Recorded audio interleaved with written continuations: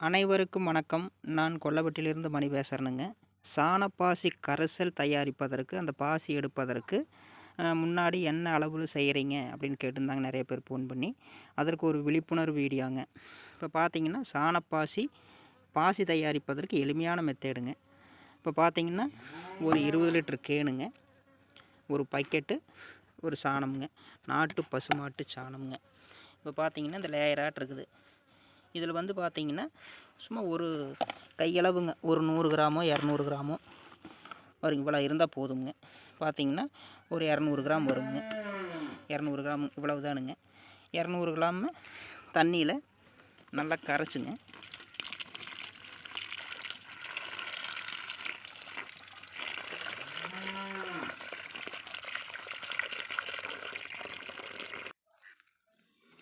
சாணத்தை நல்லா கரைச்சிக்கணுங்க. ஒரு 150 கிராம் சாணி எடுத்துருக்குறவங்க, நாட்டு மாட்டு சாணி, அதில் தண்ணியில் போட்டு நல்லா கரைச்சிங்க. 20 லிட்டர் தண்ணியில் ஊற்றிட்டா சரிங்க. அவ்வளோதானுங்க.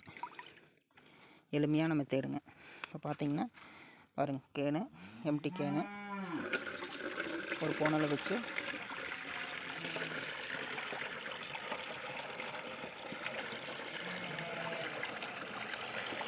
பாசி எடுப்பது எளிமையான மெத்தேடுங்க. அவ்வளோதானுங்க. இதை கரைச்சி ஊற்றிட்டுங்க.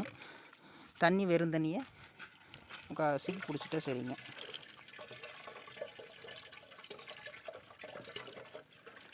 நாட்டு மாட்டு சாணி தண்ணீருங்க.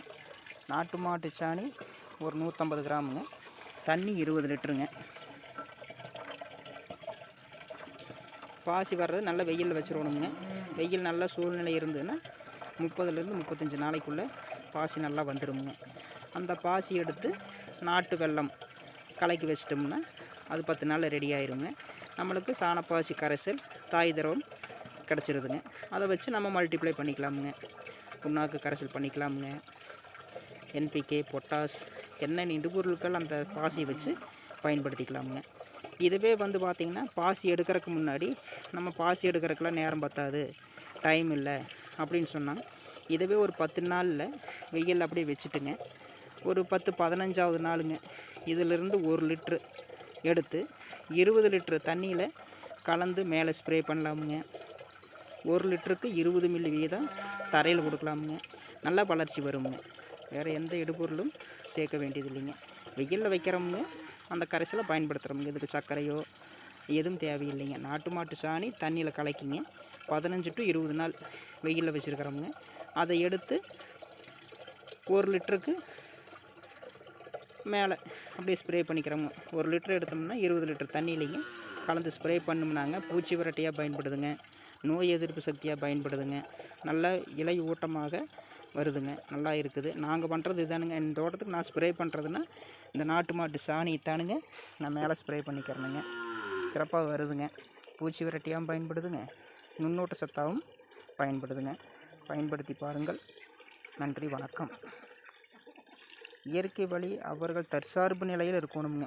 பார்த்திங்கன்னா ஒரு வாத்து தெரியுது.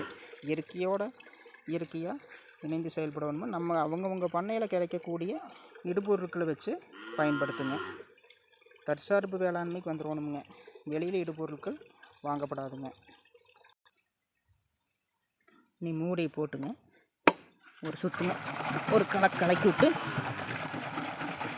நல்லா ஒரு சுற்றி விட்டு 2 நாளைக்கு சுற்றினீங்கன்னா போதுங்க. 3ஆம் நாள் வர சுற்றும் போது எவ்வளோ இப்போவே நுரைத்தல் வருதுங்க. நம்ம 2 நாளைக்கு சுற்றி விட்டுட்டுங்க நல்லா வெயில் வச்சுட்டா போதுங்க. எந்த வேலையும் செய்ய வேண்டியது இல்லைங்க. நன்றி, வணக்கம்.